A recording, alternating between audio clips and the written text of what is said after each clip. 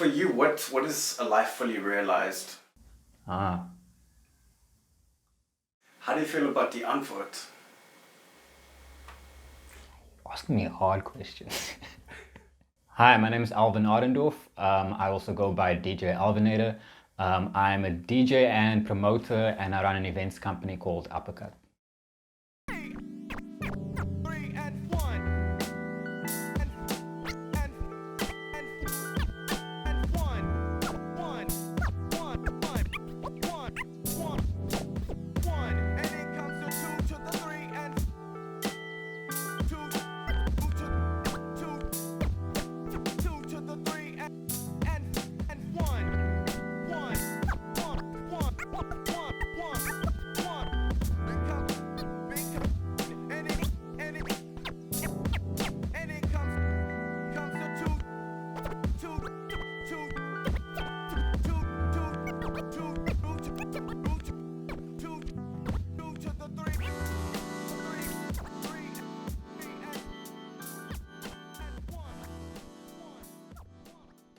So can you tell me about Uppercut? How long have you guys been throwing parties? I would say the event's been going for more than 10 years. It's hard for me to track the exact beginning date because I wasn't involved in the founding. It was founded by Ed Weiss, Stefan Bollier.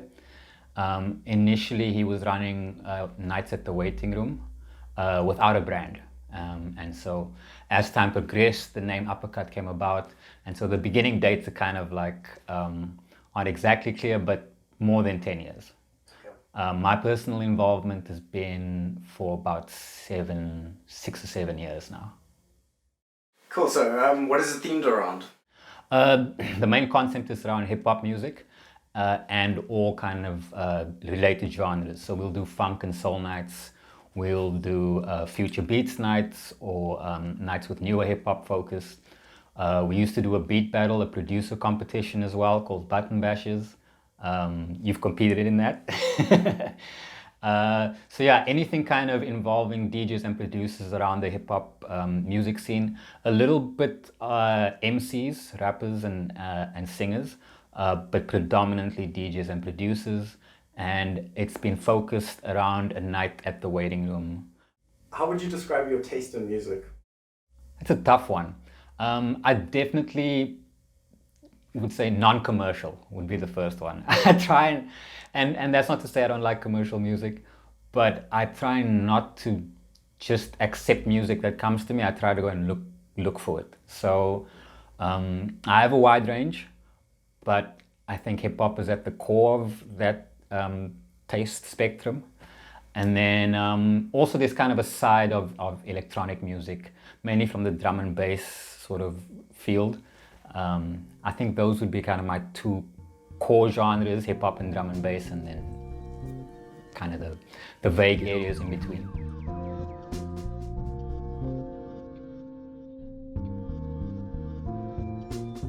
How would you describe Cape Town's music scene currently? Well, we're having this conversation in a weird period because we're in kind of a shutdown because of the virus. I think it's a very difficult time, more from the business and attendance side of things. We've had a year of load shedding. A year before that, we had a water shortage, which really knocked our hospitality industry. And the music scenes and hospitality scenes are closely connected. You know, tourism and restaurants all kind of tie into attendance. A waiting room's a great example, right? It's a venue that's connected to a restaurant.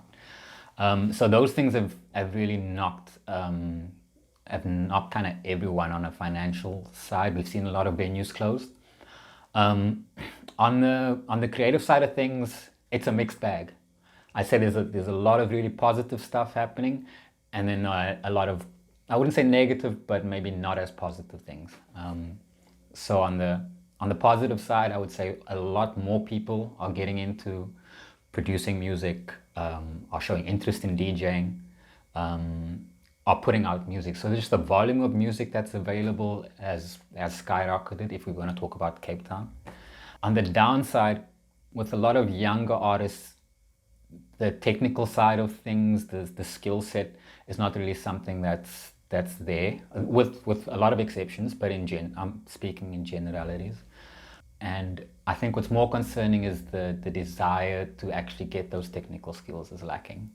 So, and maybe it's not the artist's fault, maybe it's kind of the culture that's been created around DJing, but it doesn't matter if you mix songs. You know, you could go to an event and it's okay to just press play, next song, press play. That's just a hard technical skill. And then also the kind of softer technical skills that come from playing a lot and playing different kinds of events, I think, are also lacking. I think that's because in the older days, DJs didn't really have the luxury of kind of staying in one particular lane. They had to play to a whole bunch of different kind of audiences, which makes you kind of better at reading rooms, better at picking up on the energy of a night. Whereas now it's more about you get on there, it's your 45 minutes, it's your hour, boom, boom, boom, hit the bangers and you're out. There's less of an understanding of how nights progress, or what to play at a daytime versus what to play at a nighttime. You know, those kind of subtleties, I think, have also taken a dip. But yeah, I want to end on a positive and say that I think there's a lot more genre versatility when it comes to what people are willing to listen to. So I think if you want to talk about where the scene was before, even though DJs could play kind of different kinds of events, audiences tended to want to go to, it's a drum and bass night, it's a hip hop night, it's a house night, it's an R&B night.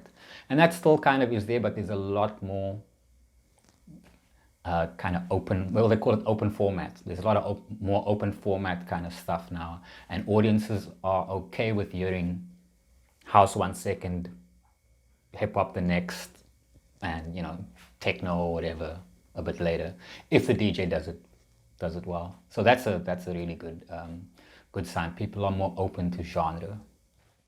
How do you think it's the responsibility of older DJs to teach the younger generation about music that we grew up with? Yeah. I think it's a two-way street. What I've tried to do, not so much as a DJ, more as a promoter, is when I book a lineup and I see a young DJ that I think has some potential, has an interesting ear, is I put them on a lineup next to like a veteran. So, you know, someone like Hammer, right? Who's been there and done that. Put him next to someone who's maybe just a year into it, but they're showing good signs, and have knowledge exchanged. So it's not just about Hammer going, hey, look at me, you know, cut it up and scratch, but also about the way he reads the crowd and the way he can, you know, shift between genres. And then a young guy who's got an ear for what's super fresh, maybe tuning Hammer onto it to sound like, oh, okay, this is interesting. This is what the kids are into. So I think that's the best kind of way for knowledge to exchange, is where it's not just one way, but two ways. But your question was, what is our responsibility? And so yeah, as a promoter, definitely, I like doing that. As a DJ, yes, there is a responsibility to kind of, I wouldn't say push anyone, but just open a door for them and be like, hey, I notice you like this kind of thing. You're familiar with this album? It might be in your lane, check it out. But I think the motivation still has to come from that younger artist. All you can do is show them the door, like they've got to walk through it. And then also, you don't want to come across as like, you know, the old dude, you know, back in my day. You know? Back in my day, the hip hop was real, you know, unlike this. So I think you also, as like the older DJ, have to keep an open mind about, like, you know, what is it that this young person is seeing in the sound. And in the same way that you open a door for them, they open a door for you. You've got to walk through it and be like, okay, this trap thing is a little bit overwhelming, but oh wait, I like this. This kind of works for me. You find, you know, what works for you in their lane, and hopefully like open some doors up for you. I will say though, that there is one criticism I will make of the youth. You have no excuse. Like, you've got the internet. Everything is available for you. Like, I think a lot of DJs will testify to this. Back in the day, it was hard to find music that wasn't what was on the radio. You had to go and look for it. I mean, it took half an hour to download an MP3. If you even knew what the labels were to look for.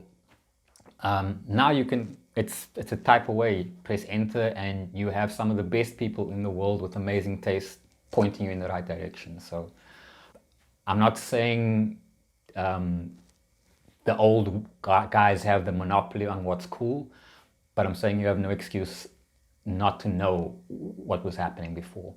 So yeah, I've now, alleviated my responsibility. I've opened the door and that's it.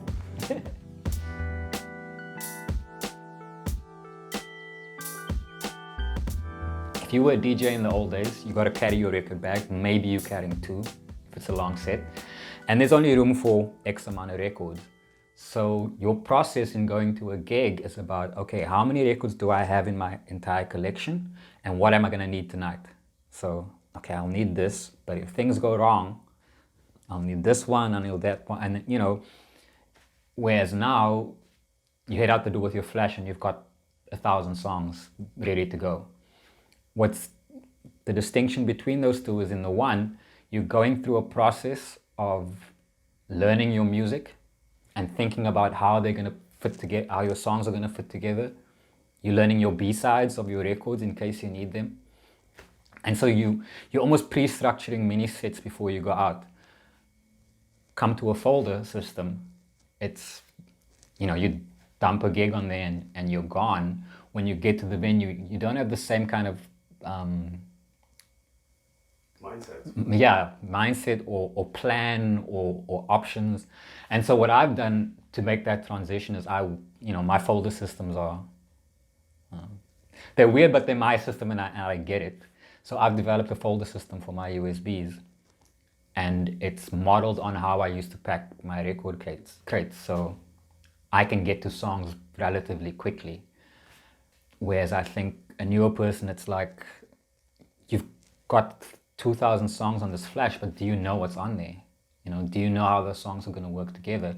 When you were DJ in the old days and you had that limitation, you're forcing yourself to figure out these 10 records, I need about 5 different ways that I can mix these together because this is what I have. It's a limitation. Forces you to learn those records a lot better. Whereas just, you know, I've got 1,000 songs on you don't have that same intimate knowledge of your music. So that's one example of how a pre-digital system and a post-internet digital system are very different. How is throwaway culture impacted the scene, do you think? It's a good follow-on question because it's exactly the point I was talking about earlier. When music is seen as disposable, you're going to throw 1,000 songs in a flash and not really go through them properly because the artists who made it consider it disposable. Maybe not the artists. Some artists do consider their music disposable sometimes, but the culture considers it disposable. In DJing, maybe you don't necessarily find different ways to use the same song because you'll just get another one like tomorrow. Whereas if you buy a record, like you're stuck with this record, you got to figure out, how do I fit this song into a wedding set? How do I fit this song into an R&B set? How do I fit this into a main party set? This one song has got to be, you know, you've got to maximize its usage. Whereas with the disposable type culture, it's like, I'll get another one. And it's not so much a problem with the music, it's a problem with your process, right? You're not getting the most out of what that song could be. I think that's a problem. And a solution would be try limit yourself just as an exercise. Go like, okay, I've got a gig tonight and I'm gonna try and play just these 100 songs. Well, out of just these 100 songs. Or let's say you practice at home, right? I'm gonna practice at home. I've got 100 songs, and I need to be able to play a house set, a funk set, and a hip hop set out of just this. It's good practice. So I think what's the idea of disposable culture and music being so widely available and so ubiquitous is not so much the problem. The problem is what does it do to your process and to your way of expressing your creativity. That's kind of the danger.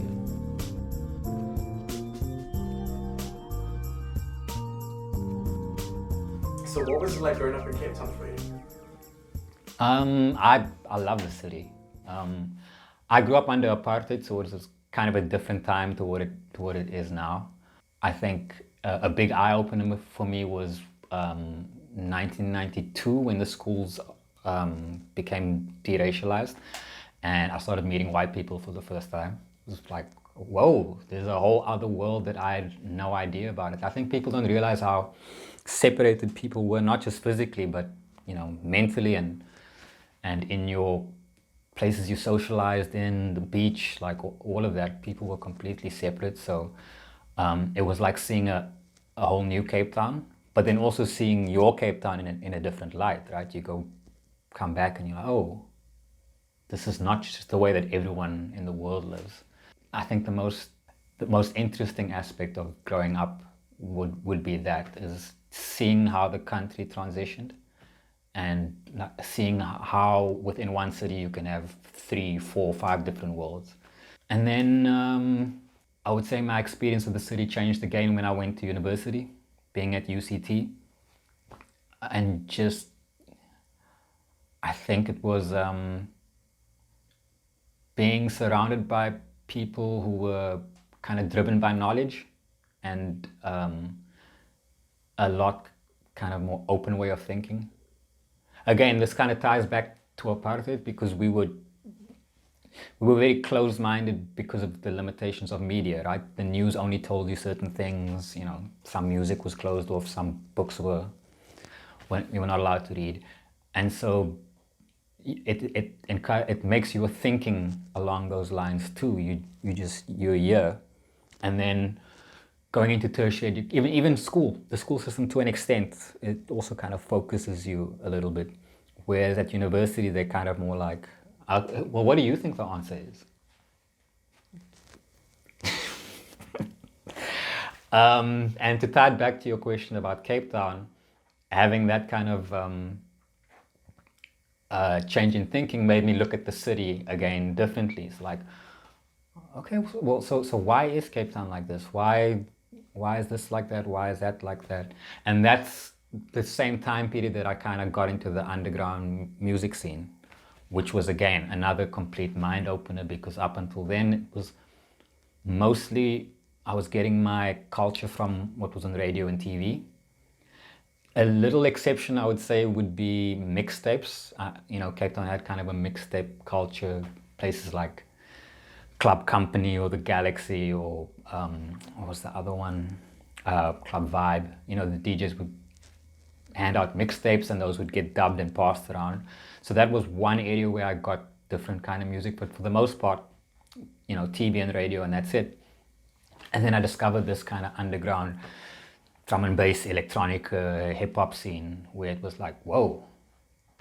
Oh, deep house as well back in the day. Deep house scene, where it was like, where is this music coming from? And I think those are the kind of events that shaped my perception of Cape Town. How did music bring people together? Oh, it was huge. It was massive. Look, again, up until 92, people were completely separate. 92 to 94, you started to see like a little bit of mixing. But no one, no one kind of knew each other. You were like, it's kind of like a blind date, right? It's like you got no idea what to expect, and everyone's got a whole history behind them already. So where does this new country go? Where does this new city go? Hip-hop music and drum and bass in particular and house music made those kind of interactions happen. It's like, okay, how do we start to understand each other? Okay, here's a starting point. You like this, I like this music. it's see where we can go from there. So yeah, it played a massive role. Look, I don't want to make it sound like it was a kumbaya and everything went smoothly. There are definitely issues and still are issues in our music scene, but it was definitely a good start, let's call it that.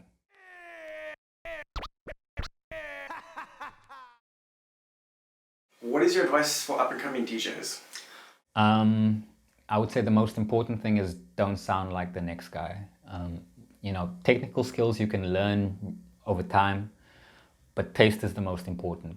I get submissions from a lot of DJs as a promoter, and sometimes, yes, the guy's mixing's flawless, it's a great set, it builds up nicely, but there's 10 other guys that sent me this exact same set. Maybe the tracks are, but in a different sequence. As opposed to someone who, if I'm listening to his set, I'm going, oh, what's that? Ooh, I need to look this up. And find a sound that makes sense for you. And I know I said, I play all kinds of stuff, but just to start with, find a unique sound for you. The rest you can build up later. Just have something that makes you a bit distinctive. Have some songs that no one else has because they're off some random guy's SoundCloud or whatever it is. Next bit of advice is you need to get as many gigs as you can. You need to be either practicing or on stage a lot, preferably both, because you can learn technical skills at home. Your taste is something that you should have from inside, and then learning audiences is important. So get on that stage as much as possible. If you can't get on a stage, go to gigs. And don't just, go there and knock back tequilas. Like watch the DJ sets, particularly good DJs who've been around for a while. You don't have to be staring at the decks, but just kind of pay attention and watch how they play versus where the crowd is at. If it's kind of early and people are just milling about chatting, listen to what they play then. If it's late and it's really jumping, listen to what they do then. If they're playing after a DJ that's just gone high energy and they take it down a bit, watch how they do that. So those are the most important things. Go to as many gigs as you can and watch good DJs and develop a unique style for yourself. Cool. And what would be your advice to people who want to start throwing parties? Do it. But know why you're doing it. If you're going into throwing events to make money, like do commercial events. Like, do one of those top 40 corporate, we're doing your end of year function. Do that kind of thing if you want to make money. If you're doing this because you love a certain type of music, then you already know what you want to do, right? You want a night that's based around that kind of sound. I would say try and build a team around you because you can't do it on your own. You need good relationships with your DJs. If you have a designer, with your designer, with your door person, start building that team. And if people do their job well, use them again. Start building a routine around your events. And then don't think you have to go big. If you get 50 people in your first gig and you are budgeting for 50, that's fantastic. Like, start small, get your skill set up. It's the same as DJing. You need to be on the stage. So events is the same. You need to be throwing events to get good at throwing events. And then I guess the same advice I gave DJs as well is look at how other people do it, who have been doing it well and doing it consistently. So if you want to throw an event, look at who else is doing events in your town and in your city. Go to those events, see what's getting, and go early so you're not just rocking up for the party. If you can, speak to them, speak to the promoters. Usually they're busy on the night though, so at least just get a name and number and then contact, or an email and contact them later. But see what they do and see what they do online. So follow, look at how they promote, what kind of content are they putting out, are they appearing on radio stations, that kind of thing. And by doing that homework, you'll also know what's happening in your city and how you can be distinct from the rest, right? Same as DJing, you don't want to be like every other promoter. What makes your event different? you're not going to know that unless you know what other people are doing in your city. What is colored culture? I will say this, I think it means different things to different people, right? Some people don't like that word. They don't identify with it. They call themselves, they're like, I'm black. Colored is just the term that the government put on us. Fair. Other people are like, well, it's a distinct culture and we feel this way and this way. So I'm just going to speak for myself. I consider myself to be colored, but also black.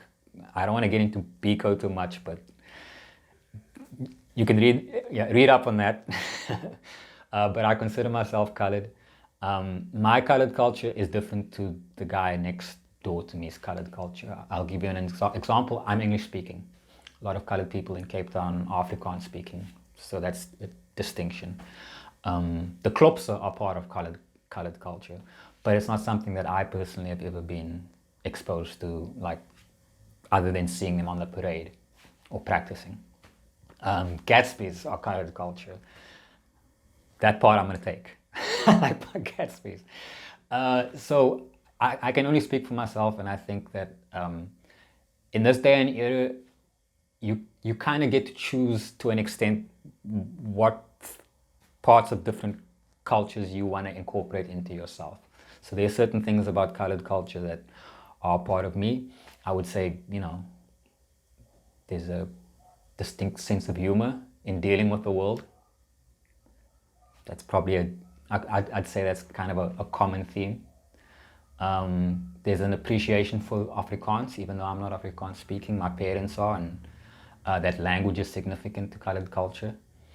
I would say there's also a sense of being different, maybe more so than what other cultures might have, because colored people are such a small minority in the world. It's a very small community. In Cape Town, yes, we're the majority, but there's a sense of outsider that I think it's fair to say a lot of colored people have. I don't believe in this, but some people say we weren't white enough and now we're not black enough. I don't believe that's the case, but I do think that colored people feel that way. And so I would say that's probably quite a common trait in that community, is like the sense of not quite being a part of things.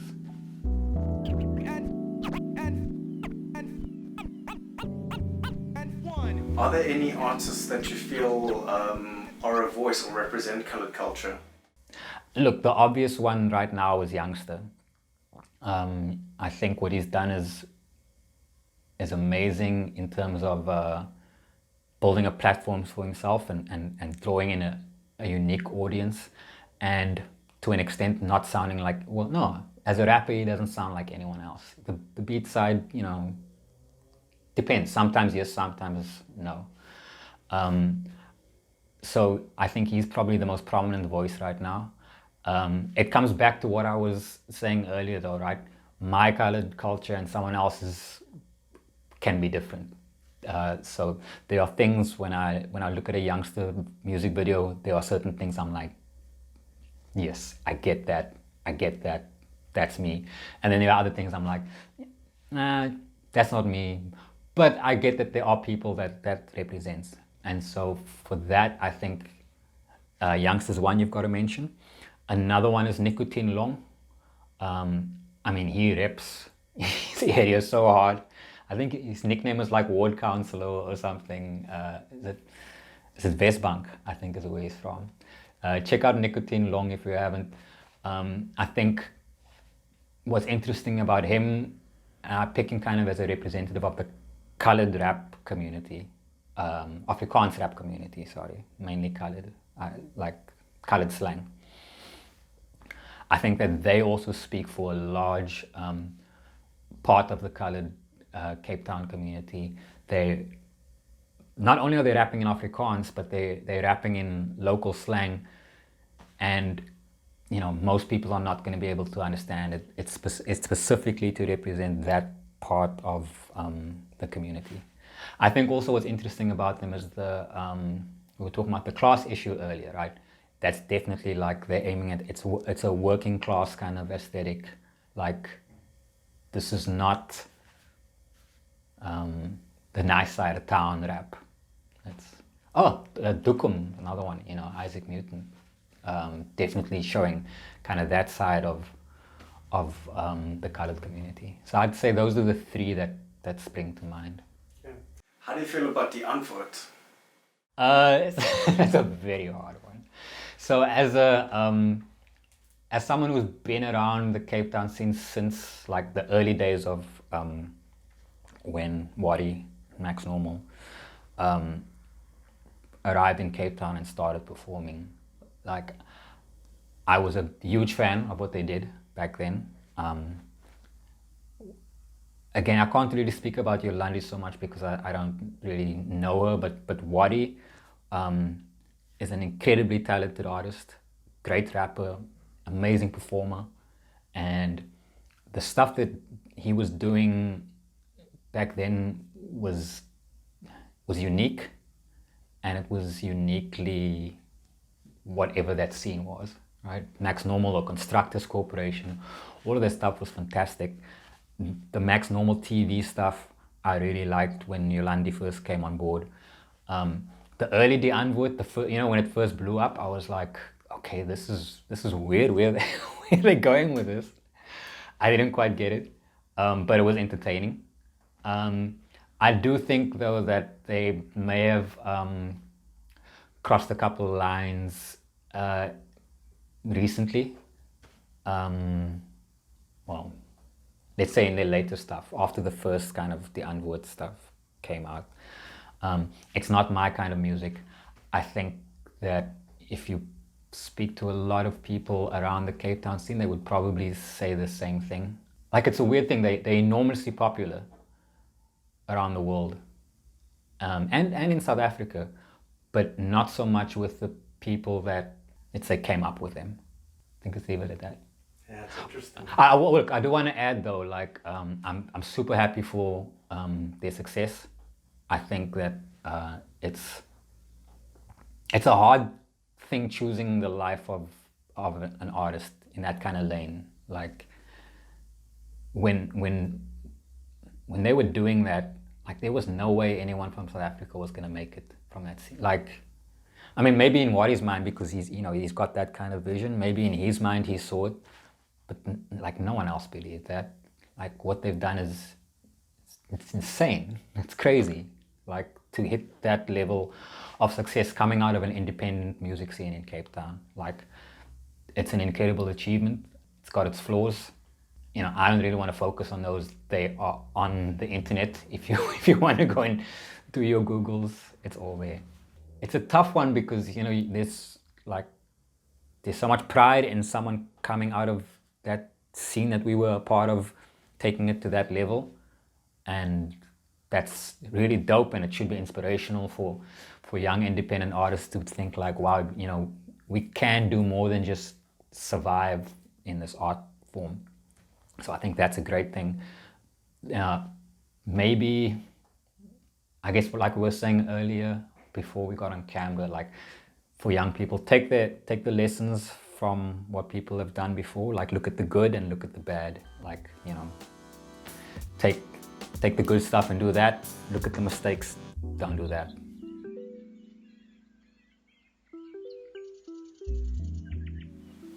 For you, what is a life fully realized as a promoter, as a DJ? I don't have that answer because I'm not there yet. Like someone asked me, this is actually a good analogy. Someone asked me, yo, how did you get that boiler room? Or how did you get that daisies thing? And I said, well, I did this and this and this. And they asked me, well, how does that feel? And I said, I mean, it's nice, I ticked the box, but honestly, I'm thinking about my gig next week. Like, that's where my focus is. I'm thinking about how can I do another mix? How can I get on radio and, go and do a mix on Bush? It's about looking at the next step. I don't think you ever fully realize. And if you do, then I think you're done, right? Like, who wants to be done? I want to keep DJing. I want to keep promoting, maybe in different ways. Like it might not be the same kind of thing that I'm doing. But I don't look back and go, Okay, that's it, you know. Well done, Alvin. You know, you get a gold star and a Sama award or whatever. I'm thinking like, okay, I need to work on my scratches a bit more. Like I've been lazy. Let me do some of that. Or, um, you know what? I'm not really feeling this theme of party anymore. I want to do something new. Like what am I interested in right now? It's maybe that's the full realization. That's a life fully realized as a promoter and DJ. It's never being satisfied because it's not about achieving a thing. It's about like it's part of your life, right? Art is always there. Like it's like asking someone, you know, when are you going to stop listening to music? It's ridiculous. It's about being, I think, being comfortable in knowing what you want to do. So I know what kind of events I want to do. I know what kind of music I want to play. I'm not so much influenced by what the culture says or what, you know, expectations are. There's a certain way that I want to do my art or do my events. So what are some of the hardships you've gone through, and what did you learn from these hardships? Right. Look, the obvious one is financial. This is not an area where you're going to make a lot of money. And I worked in a corporate environment where that was an option. And I left because I found myself happier doing this. But you have to make some sacrifices for that happiness, right? So you might not be able to take that overseas trip. You might not be able to get that nice car. So that's a tough one, especially as you get older. It's like, well, you know, you should have hit certain kind of financial marks or whatever in your life, which I suppose you could do if you go even within art, go a full commercial corporate side.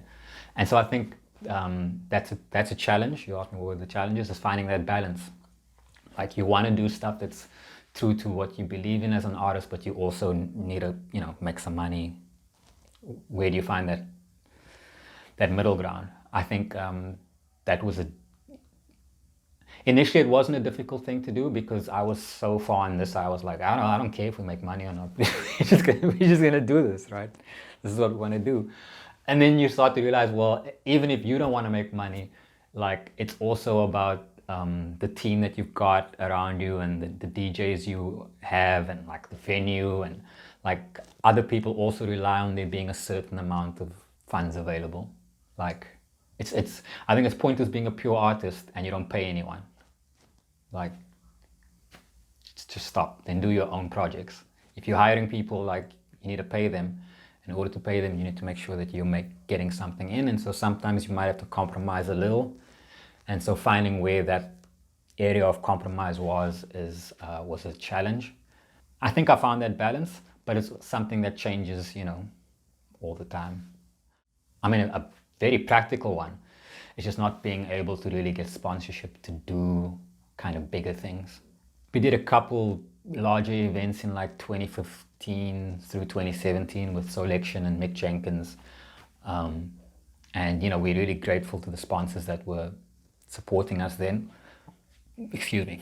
But it's so hard to get that kind of sustainable support for niche artists. I know it's weird saying like Solection is niche, but back then they kind of were. They're pretty big now.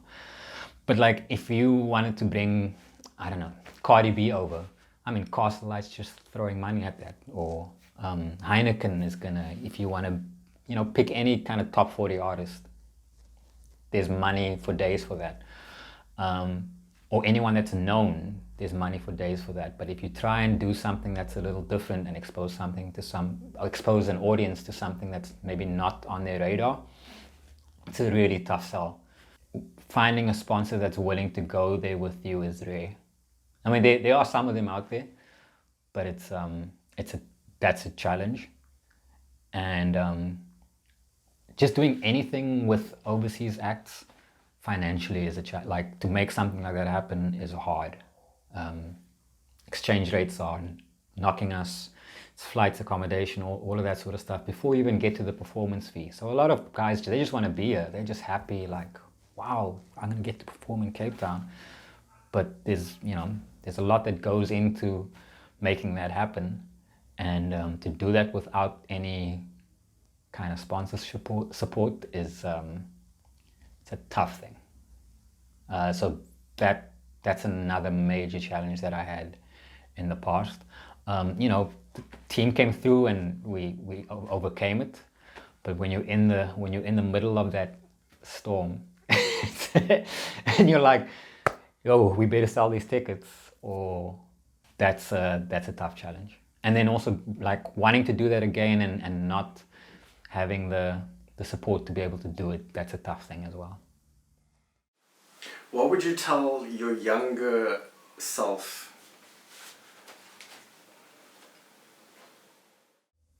Practice more. I should have pushed harder. When I was I was never a technical DJ. I was never a skillful scratch guy or juggle. I had some basics, you know, but my focus was always on being distinctive, you know, having my own sound. That was kind of where my attention was. But if I could go back, I would say you should have been practicing as well. It would have made you better at this other thing. Be more bold.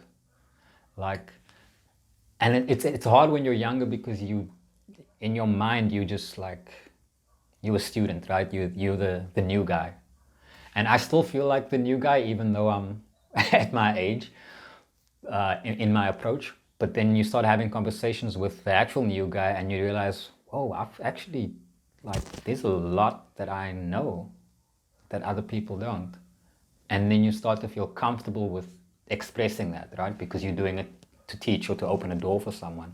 Whereas I think when I was younger, I had a lot of that knowledge anyway, and didn't really push it. I didn't feel like I could walk through that door and say, hey, this is how it is, and this is what music, and this is the cool stuff, and you need to listen, you know, to this, because I would say I should have been more bold.